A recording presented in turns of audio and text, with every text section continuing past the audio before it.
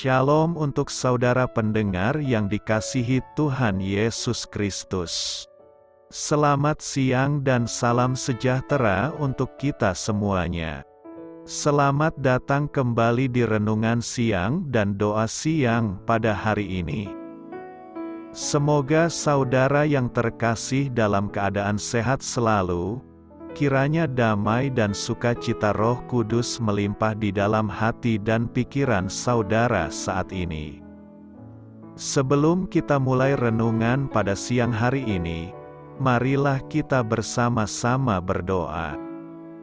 Bapa di kerajaan sorga, terima kasih atas penyertaan yang Engkau berikan kepada saya atas siang hari yang indah ini. Terima kasih telah memberi saya kesempatan untuk selalu dapat bersyukur atas segala pekerjaan yang aku kerjakan. Maka dari itu, saya mohon sertailah selalu diri ini sepanjang hari ini. Terima kasih atas berkat Tuhan hingga saat ini aku masih bisa merasakan kebaikan Tuhan dan buatlah agar bibirku selalu mengucap syukur kepadamu. Tuhan Yesus Kristus, terima kasih pada saat ini saya masih bisa bekerja. Tuhan, saat ini saya akan memulai pekerjaan saya. Berkatilah pekerjaan ini dan sertailah sepanjang saya selama bekerja pada hari ini, agar menjadi berkat bagiku, bagi keluargaku dan juga tempat saya bekerja. Berkati seluruhnya di siang hari ini agar berjalan dengan baik dan menjadi berkat untuk kami jalani bersama dengan anak Tuhan yang lainnya. Dalam nama Tuhan Yesus, aku berdoa. Amin. Sahabat saudara rohani, pembacaan ayat emas Alkitab renungan kita siang hari ini. Nats bacaan kita siang hari ini adalah, kita adalah anak-anak Allah, tetapi belum nyata apa keadaan kita kelak. Akan tetapi, kita tahu bahwa apabila Kristus dinyatakan, kita akan menjadi sama seperti Dia. Tertulis di dalam kitab Kisah Para Rasul 20 ayat 32. Bacaan kita pada siang ini terambil dari kitab 1 Yohanes 2 ayat 28 sampai dengan 1 Yohanes 3 ayat 3. Maka sekarang, anak-anakku, tinggallah di dalam Kristus, supaya apabila Ia menyatakan dirinya, kita beroleh keberanian percaya dan tidak usah malu terhadap Dia pada hari kedatangannya. Jikalau kamu tahu bahwa Ia adalah benar, kamu harus tahu juga bahwa setiap orang yang berbuat kebenaran lahir daripadanya. Lihatlah betapa besarnya kasih yang dikaruniakan Bapa kepada kita, sehingga kita disebut anak-anak Allah, dan memang kita adalah anak-anak Allah. Karena itu dunia tidak mengenal kita, sebab dunia tidak mengenal Dia. Saudara-saudaraku yang kekasih, sekarang kita adalah anak-anak Allah, tetapi belum nyata apa keadaan kita kelak. Akan tetapi kita tahu bahwa apabila Kristus menyatakan dirinya, kita akan menjadi sama seperti Dia, sebab kita akan melihat Dia dalam keadaannya yang sebenarnya. Setiap orang yang menaruh pengharapan itu kepadanya, menyucikan diri sama seperti Dia yang adalah suci. Ayat di atas terambil dari kitab 1 Yohanes 2 ayat 28 sampai dengan 1 Yohanes 3 ayat 3. Mari kita mulai renungan siang kita. Judul renungan kita hari ini adalah Melebihi Bayangan Kita. Kata bijak Alkitab hari ini adalah, semua yang kita inginkan terjadi akan dipenuhi saat kita pertama kali bertemu muka dengan Yesus. Cerita renungan siang kita hari ini adalah, selama puluhan tahun, para seniman astronomi melukiskan berbagai pemandangan dunia berdasarkan gabungan informasi ilmiah dan khayalan mereka. Namun, foto-foto penyelidikan ruang angkasa yang menggunakan robot dan teleskop Hubble mendefinisikan kembali pandangan para seniman ini mengenai kenyataan. Dalam artikelnya di Los Angeles Times, seniman ruang angkasa Don Dixon berkata bahwa gambar-gambar pertama dari bulan Io dan Europa di planet Jupiter ternyata jauh lebih eksotik daripada yang pernah dibayangkan orang. Dixon kini menganggap 70% dari lukisan angkasa luarnya sebagai konsep yang kuno, sebab kenyataan yang ada jauh lebih mengagumkan daripada khayalan. Meski Alkitab bercerita kepada kita tentang apa yang Yesus katakan dan lakukan, Alkitab tidak menggambarkan bagaimana parasnya. Gambaran kita akan Dia mungkin dipengaruhi oleh seni dan berbagai ilustrasi dalam materi sekolah minggu. Namun kelak, gambaran kita mengenai Kristus selama ini akan benar-benar berubah ketika kita bertemu dengannya secara langsung. Saudara-saudaraku yang terkasih, sekarang kita adalah anak-anak Allah, tetapi belum nyata apa keadaan kita kelak. Akan tetapi, kita tahu bahwa apabila Kristus dinyatakan, kita akan menjadi sama seperti Dia. Sebab kita akan melihat Dia dalam keadaannya yang sebenarnya. Pengharapan kepadanya itu akan menimbulkan keinginan dalam hati kita untuk menyucikan diri. Kita tidak saja akan melihat wajah Tuhan, tetapi juga akan menjadi seperti Dia. Alangkah menakjubkan kenyataan yang akan kita lihat kelak, jauh melebihi bayangan kita. Apakah kita semua itu anak-anak Allah, atau hanya orang-orang Kristen saja? Jelas dalam Alkitab dinyatakan bahwa semua orang itu ciptaan Allah, namun hanya mereka yang sudah terlahir kembali yang disebut anak-anak Allah. Dalam Alkitab, mereka yang terhilang tidak pernah disebut sebagai anak-anak Allah. Efesus 2 ayat 3 memberitahu bahwa sebelum seseorang diselamatkan, pada dasarnya kami adalah orang-orang yang harus dimurkai. Roma 9 ayat 8 menyatakan bahwa bukan anak-anak menurut daging adalah anak-anak Allah. Bukannya dilahirkan sebagai anak-anak Allah. Kita malah dilahirkan dalam dosa, yang memisahkan kita dari Allah dan membuat kita berpihak dengan iblis, yang adalah musuh Allah. Yesus berkata, "Jikalau Allah adalah Bapamu, kamu akan mengasihi aku, sebab aku keluar dan datang dari Allah. Dan aku datang bukan atas kehendakku sendiri, melainkan Dialah yang mengutus aku." Beberapa ayat kemudian, dalam Yohanes 8 ayat 44, Yesus memberitahu orang-orang Farisi bahwa iblislah yang menjadi bapamu dan kamu ingin melakukan keinginan-keinginan bapamu. Fakta bahwa mereka yang belum diselamatkan bukan anak-anak Allah juga dapat dilihat dalam 1 Yohanes 3 ayat 10. Inilah tandanya anak-anak Allah dan anak-anak iblis. Setiap orang yang tidak berbuat kebenaran, tidak berasal dari Allah, demikian juga barang siapa yang tidak mengasihi saudaranya. Kita menjadi anak-anak Allah ketika kita diselamatkan karena kita diangkat menjadi keluarga Allah melalui hubungan dengan Yesus Kristus. Ini dapat dilihat dengan jelas dalam ayat-ayat seperti Roma 8 ayat 14-17. Semua orang yang dipimpin Roh Allah adalah anak Allah. Sebab kamu tidak menerima roh perbudakan yang membuat kamu menjadi takut lagi, tetapi kamu telah menerima roh yang menjadikan kamu anak Allah.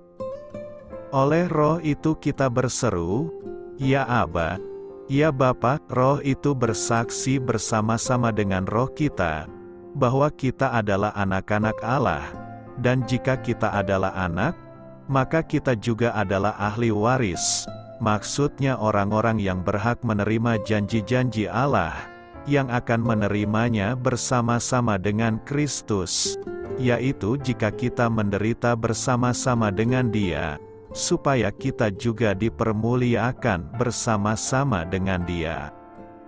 Mereka yang diselamatkan itu, anak-anak Allah karena iman di dalam Yesus Kristus. Karena Allah telah menentukan kita dari semula oleh Yesus Kristus untuk menjadi anak-anak-Nya, sesuai dengan kerelaan kehendak-Nya. Kita adalah anak-anak Allah, Galatia 3 ayat 26. Sebab kamu semua adalah anak-anak Allah karena iman di dalam Yesus Kristus. Umat percaya disebut menjadi anak-anak Allah. Sebutan ini bukan berarti Allah beranak, tetapi setiap orang yang percaya kepada Allah diangkatnya menjadi anak-anak-Nya.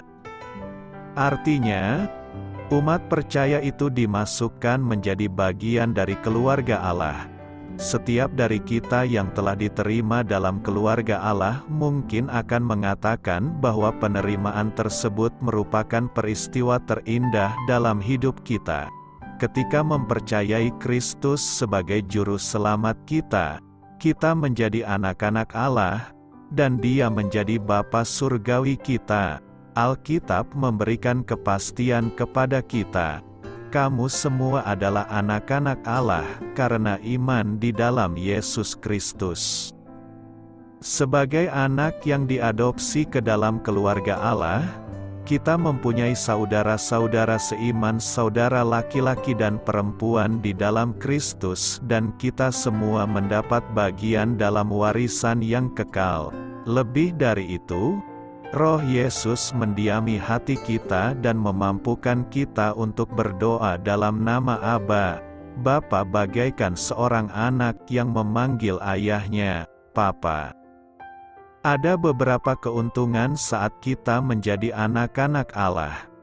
Pertama, saat kita menjadi anak-anak Allah, maka Bapa di surga tahu apa yang menjadi kebutuhan kita. Sebesar, sekecil, serumit apapun yang kita perlukan, Bapa kita yang di surga tahu apa yang kita perlukan. Sesama kita belum tentu mengetahui apa yang kita perlukan, tapi Bapa di surga mengetahuinya. Jadi jangan takut, jangan khawatir, serahkan semuanya ke dalam tangan Tuhan karena Bapa kita tahu apa yang kita perlukan. Kedua, saat kita menjadi anak-anak Allah, maka Bapa kita akan memberikan pemberian yang terbaik untuk kita. Meskipun terkadang apa yang diberikan oleh Bapa kita di surga belum tentu sesuai dengan keinginan kita, tapi kita harus percaya bahwa apa yang Bapa kita berikan itu adalah yang terbaik untuk kita. Ketiga, saat kita menjadi anak-anak Allah, maka kita berhak untuk menjadi ahli waris kerajaan surga dan kita berhak untuk menerima janji-janji Allah. Dalam Alkitab ada kurang lebih 5.000 janji Allah, dan itu semua akan digenapi dalam hidup kita karena kita berhak untuk menerimanya. Ada beberapa hal yang harus kita perhatikan saat kita menjadi anak-anak Allah, yakni: pertama, saat kita menjadi anak-anak Allah dan ketika kita melakukan suatu kesalahan, maka Tuhan akan menegur kita. Jangan pernah bosan dengan teguran Tuhan. Saat Tuhan menegur kita, maka kita harus bersuka cita karena saat Tuhan menegur kita itu tandanya Tuhan sangat sayang kepada kita. Kedua, sebagai anak-anak Allah, jangan sampai kita meninggalkan rumah Bapa, karena saat kita meninggalkan rumah Bapa, maka yang kita temui hanya kesusahan. Sama seperti anak bungsu yang meninggalkan rumah bapaknya dan akhirnya mengalami nasib yang menyedihkan. Rumah Bapa di sini adalah gereja lokal di mana kita digembalakan dan bertumbuh dalam iman. Setialah pada sebuah penggembalaan yang baik dan jangan meninggalkan jam-jam ibadah yang ada.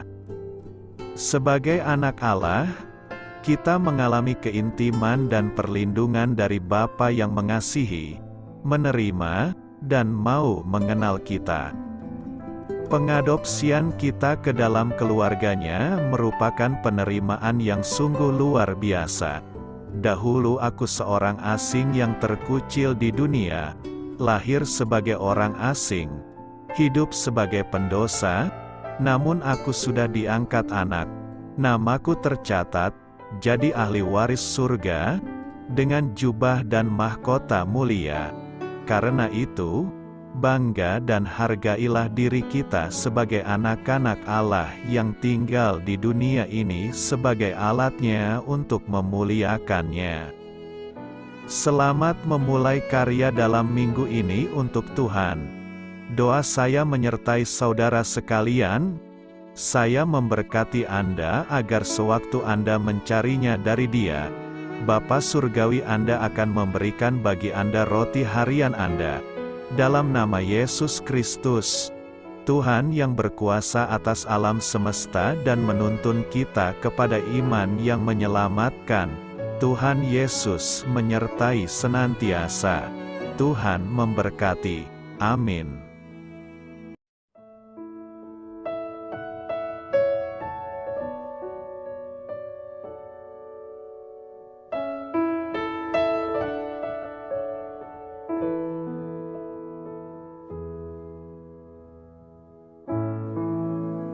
Demikianlah renungan firman Tuhan pada siang hari ini. Semoga menjadi kekuatan di dalam hidup kita dan menjadikan kita pribadi yang lebih sukses. Sebelum kita memulai aktivitas hari ini, marilah kita berdoa. Bapa kami yang ada di sorga, terima kasih atas kasih dan kebaikan Tuhan yang begitu besar buat kami. Tuntunlah perbuatanku agar di sepanjang hari ini saya bisa bekerja sebaik-baiknya, tidak pernah jemu menolong sesama, selalu ramah dan tahu terima kasih, menghayati iman dan mengamalkannya dengan sekuat tenagaku. Semua ini saya sampaikan kepadamu, dengan pengantaraan Kristus, Tuhan kami. Allah, Bapa kami bersyukur kepadamu, bahwa dengan bekerja kami boleh ambil bagian di dalam karya-Mu mensejahterakan dan membahagiakan umat manusia. Kami mohon bimbingan-Mu dalam melaksanakan pekerjaan kami hari ini. Bimbinglah kami agar sanggup bekerja dengan semangat kasih, dengan riang, rajin dan jujur. Terima kasih, Tuhan. Amin. Dalam nama Tuhan Yesus Kristus Tuhan dan Juru Selamat kami, Bapa kami yang baik, kami mengucap syukur dan berdoa. Amin. Biarlah firman Tuhan menjadi pengingat untuk kita semua, bahwa tuntunan dari Roh Kudus akan selalu memberi jalan keluar bagi setiap permasalahan hidup kita, dan memberi kedamaian di hati kita. Amin. Sampai jumpa di renungan siang saudara rohani berikutnya. Shalom.